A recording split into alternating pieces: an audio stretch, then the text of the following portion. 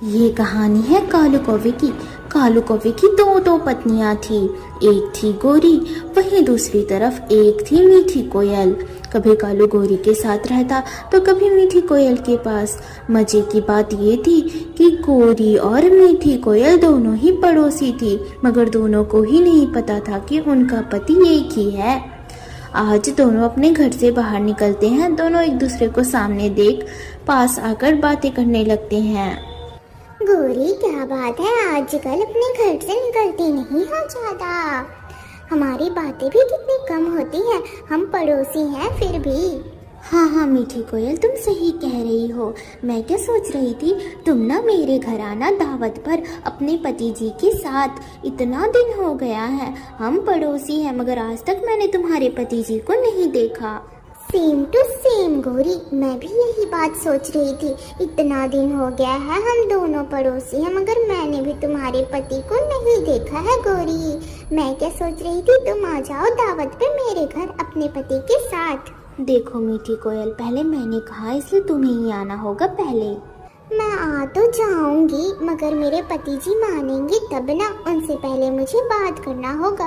वो तो सीधे काम पर जाते हैं, इतना बिजी रहते हैं, और घर आते हैं, खाते हैं और फिर काम पे चले जाते हैं। दिन रात का कोई ठिकाना ही नहीं उनका तो। सेम टू सेम, ऐसे ही तो मेरे पति जी भी है। कभी रात को काम पे चले जाएंगे, कभी दिन में चले जाएंगे, उनका भी कोई ठिकाना ही नहीं। क्या बात कर रही है गोरी, जब हम दोनों के पति आमने सामने होंगे तब तो मजा ही आ जाएगा। दोनों का गुण कितना मिलता है। हाँ बिल्कुल, इसलिए इस संडे को तुम्हें अपने पति को मेरे घर दावत पर लाना ही होगा। अपने पति को तुम जैसे भी मना लेना, वो तुम्हारी परेशानी है। अगर तुम नहीं आओगे ना तो मैं नाराज हो जाऊंगी, देख लेना। गोरी ऐसा कहती है। जंगल में अब शाम हो गया था। कालू कौवा सबसे पहले जाता है गोरी के घर। वहाँ गोरी कुछ खाने को देती है। कालू खाना खाता है मगर आधा अधूरा। फिर गोरी कहती है, कालू जी, पता है आपको, मेरे पड़ोस में जो मीठी कोयल रहती है ना, उसके पति की भी हरकत आपके जैसे ही है। मैंने तो उसके और उसके पति को दोनों को ना इस संडे अपने घर पे दावत पे बुलाया है।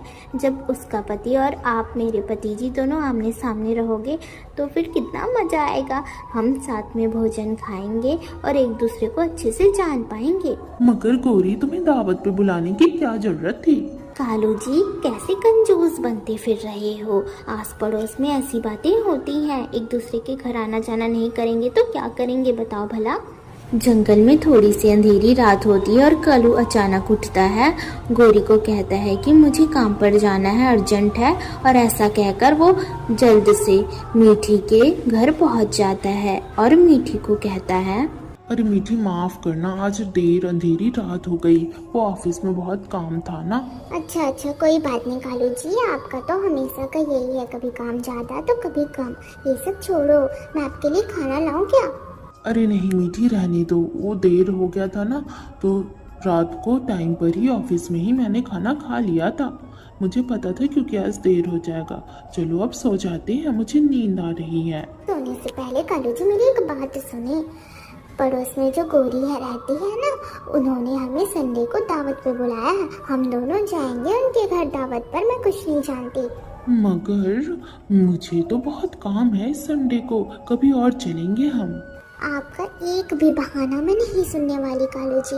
कभी देर रात को आते हो, कभी सुबह आते हो घर। इतना काम काम काम, बस बहुत हो गया। आप बिल्कुल मुझे टाइम नहीं देते हो। संडे को गोरी के घर जाना है तो जाना है। कहीं आपको लंदन जाने को तो नहीं कह रही मैं, पड़ोस में ही रहती है वो गोरी, वहीं तो जाने को कह रही हूँ। ठीक है, चलो अब सो जाते हैं, नींद आ रही है मुझे तेज की। जंगल में अंधेरी रात हो गई थी। गोरी अपने घर में अकेली सोई थी। इधर मीठी कोयल भी सो गई थी, मगर कालू का नींद उड़ गया था। अब ये क्या मुसीबत है, दोनों को पड़ोस में रखना ही नहीं था। भांडा फूट न जाए मेरा। मैं मीठी का भी पति हूँ और गोरी का भी। कैसे संडे को दावत के दिन मैं एक ही जगह दो रूप में रहूँगा। कहीं ये दोनों को मेरी असलियत ना पता चल जाए। मुझे कुछ करना होगा। ये बात है अगले दिन की। जंगल में सुबह हो जाता है और एक नई चिड़िया जिसका नाम था रानो, वो आती है गोरी और मीठी के इस जंगल में, जहाँ उसे किराए का घर चाहिए था। मीठी कोयल और गोरी दोनों बाहर में ही थे कि तभी वहाँ रानो आ जाती है। हेलो, आप दोनों को मेरा नमस्ते। मेरा नाम है रानो। मैं इस जंगल में नई आई हूँ। दरअसल इस जंगल के कॉलेज में मैंने एडमिशन लिया है। अपनी पढ़ाई पूरी करने के लिए मुझे यहाँ आना पड़ा। मुझे ना रहने के लिए एक कमरा चाहिए था। क्या आप दोनों के घर में किसी के घर एक कमरा खाली है? मैं उसका किराया भी दे दूँगी। ना, मेरे यहाँ तो एक भी कमरा खाली नहीं, सारे कमरे में कुछ न कुछ सामान पड़ा है। राना चिड़िया, चिंता ना करो, मेरे घर एक कमरा खाली है। तुम चाहो तो मेरे घर रह सकती हो किराए पर। जी, आपका बहुत बहुत धन्यवाद।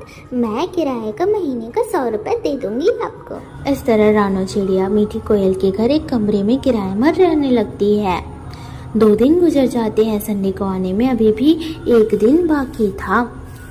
आज रानो चिड़िया को मीठी ने अपने घर पर खाने के लिए बुलाया था। रानो चिड़िया खाना खा ही रही थी कि तभी मीठी का पति कालू कौवा आ जाता है। रानो देखती है कालू कौवे को। देखने के बावजूद वो आराम से खाना खाने लगती है। कुछ ही देर में जंगल में शाम हो गया था।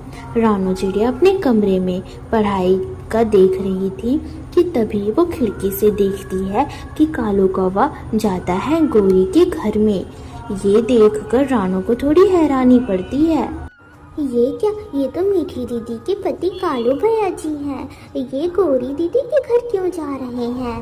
रानो चिड़िया अपने घर से निकल जाती है। खिड़की पर आकर वो देखती है कि कैसे कालू कौवा गोरी से बातें कर रहा है। सुनो जी, कल ही आ जाएंगे। वो मीठी कोयल अपनी पति के साथ ना आएगी घर पर दावत पर, और उसके घर एक किराए पर एक चिड़िया भी रहने आई है। उस चिड़िया को भी मैंने कह दिया आने को। तो आप भी ना, कल संडे है, घर पर छुट्टी मार कर रहना। हम सब साथ में भोजन करेंगे। अरे गोरी, मैंने तुम्हें कहा है ना, संडे को मुझे बहुत काम है, पॉसिबल नहीं है कि मैं घर आ पाऊंगा। देखता हूँ क्या होता है उस दिन। मैं अभी से तुम्हें कुछ नहीं कह सकता। ये देख रानो हैरान थी कि मीठी कोयल जैसे दिखने वाला सेम टू सेम पति गोरी कौवे की भी थी। रानो अब अपने घर आ गई थी। ये क्या मांझरा है? सेम टू सेम मीठी दीदी के पति के जैसे ही गोरी दीदी के भी पति दिखते हैं। क्या इन दोनों को ये बातें पता है कि दोनों जुड़वा है? मुझे तो कुछ समझ ही नहीं आ रहा। रानो तो पूरा कंफ्यूज ही हो गई थी, उसे कुछ समझ ही नहीं आ रहा था। आखिरकार काफी इंतजार के बाद आज वो संडे का दिन आ ही गया। इधर मीठी कोयल सुबह सुबह ही कालू कौवे को कहती है, सुनो जी, रात को जल्दी आ जाना। हम दोनों को साथ में जाना है गोरी के यहाँ दावत पर। आपको टाइम पर आना ही होगा। मीठी, तुम मेरे भरोसे ना रहना। फोन कर मैं तुम्हें बता दूंगा मुझे छुट्टी मिलेगी कि नहीं काम से। इधर गोरी कौवी भी वही बात कालू कौवे को कहती है कि आज रात को जल्दी आना है, आज है संडे और आज है दावत। फिर गोरी कौवी किचन में तरह तरह के पकवान बनाने लगती है। देखते देखते जंगल में शाम हो गया। दावत में जाने का समय हो गया। रानो को भी न्योता मिला था, इसलिए रानो पहले मीठी दीदी के पास जाती है अपने। मीठी दीदी, आप तैयार नहीं हुई हैं क्या? चलो चलते हैं गोरी दीदी के यहाँ आज दावत पर जो जाना है। और कालू भैया कहाँ है? वो आए नहीं। हम तीनों तो साथ में जाने वाले हैं ना। रानो, क्या बताओ तुम्हें, तुम्हारे भैया ने फोन किया था। उन्होंने कहा ऑफिस में बहुत काम है इसलिए वो आ नहीं पाएंगे। अरे यार, ये तो गड़बड़ हो गया मीठी दीदी। अब कालू भैया के बगैर हम कैसे जाएं? आप ना एक काम करो, आप ना फ़ोन कर गोरी दीदी को बता दो कि आज हम नहीं आएंगे, किसी और दिन आ जाएंगे। फिर फोन करती है मीठी कोयल गोरी को और कहती है, गोरी, माफ़ करना यार, तुम्हारे जीजा आए नहीं। वो आए नहीं तो हम कैसे जाएंगे, इसलिए दावत कैंसिल कर दो गोरी, आज हम नहीं पहुंच पाएंगे। गोरी भी बहुत उदास हो गई थी। वो कालू को ऑफिस में फ़ोन करती है। कालू जी, क्या कर रहे हो? पता है आपको, मैंने घर में कितना सारा खाना बना दिया। और फिर मीठी ने फ़ोन किया और कहा कि उसके पति नहीं आए, इसलिए वो आज नहीं आएंगे दावत पे। आप ना जल्दी घर आ जाओ।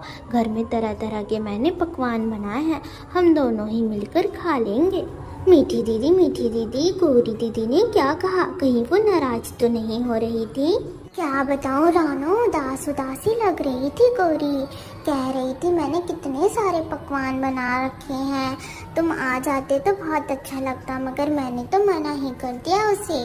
मीठी दीदी, एक काम करते हैं, हम दोनों ही चलते हैं। क्या हुआ अगर कालू भैया आपके पति जी नहीं आए हैं तो हम दोनों जाएंगे तो भी गौरी दीदी को अच्छा लगेगा, हो सकता है। फिर क्या था, रानो का आइडिया पसंद आता है मीठी कोयल को। मीठी कोयल और रानो दोनों निकल पड़ते हैं। इधर जैसे ही वो गौरी के घर पहुंचते हैं, कालू कौवा वहाँ पहले से ही मौजूद था। अरे कालू जी, आप तो यहाँ पहले से ही आ गए हो, आपने हमें बताया नहीं। अच्छा हुआ मैं और रानो भी आ ही गए। मीठी, ये क्या कह रही हो? कालू जी क्यों कह रही हो मेरे पति को? और मेरे पति का नाम तुम्हें कैसे पता? ये तो मेरे पति जी हैं। क्या गौरी, ये तुम्हारे पति जी हैं? ऐसा मालूम होता है हम दोनों के पति की हरकतें तो एक जैसी हैं ही, मगर दोनों दिखते भी सेम टू सेम हैं। मेरे पति जी भी बिल्कुल ऐसे ही दिखते हैं और उनका नाम भी कालू जी है। कितनी भोली और मासूम हो मीठी दीदी आप, और गौरी दीदी आप भी। हरकतें भी सेम है, नाम भी सेम है, दिखते भी सेम है। वो दोनों कोई अलग अलग नहीं, एक ही कालू भैया है, एक ही, जो कभी कभी आपके घर जाते हैं गौरी दीदी और कभी कभी मीठी दीदी के घर जाते हैं पति बनकर।